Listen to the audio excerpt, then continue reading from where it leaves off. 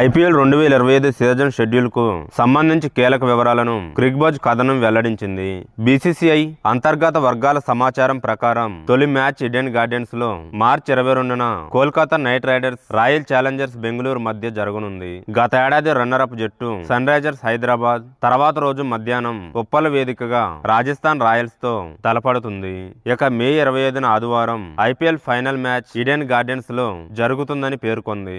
వీడియోను చూసే ముందు చిన్న రిక్వెస్ట్ అండి, వీడియోను లైక్ చేసి మీ సపోర్ట్ ని తెలియజేయండి. మొదటిసారి మన ఛానల్ ని చూస్తున్నట్లయితే సబ్స్క్రైబ్ చేసుకుని పక్కనే ఉన్న బెల్ ఐకాన్ ని ఆన్ చేసుకోండి. అలాగే అహ్మదాబాద్, ముంబై, చెన్నై, బెంగళూరు, లక్నో, ముల్లాన్పూర్, ఢిల్లీ, జైపూర్, కోల్కతా, హైదరాబాద్లతో పాటు గౌహాతి, ధర్మశాల కూడా మ్యాచ్లను నిర్వహిస్తాయని కథనం పేర్కొంది. మార్చి 26, 30 తేదీల్లో రాజస్థాన్ రాయల్స్ జట్టు 2 హోమ్ మ్యాచ్లు గువాహటి వేదికగా జరిగే అవకాశం ఉందని తెలిపింది. Kolkata knight riders, Chennai super Kings ఈ మ్యాచ్లలో ఆర్ఆర్తో పోటీ పడతాయని పేర్కొంది. అలాగే ధర్మశాల మైదానం పంజాబ్ కింగ్స్ జట్టు 2 హోమ్ మ్యాచ్లకు ఆతిథ్యం ఇవ్వవచ్చని తెలిపింది.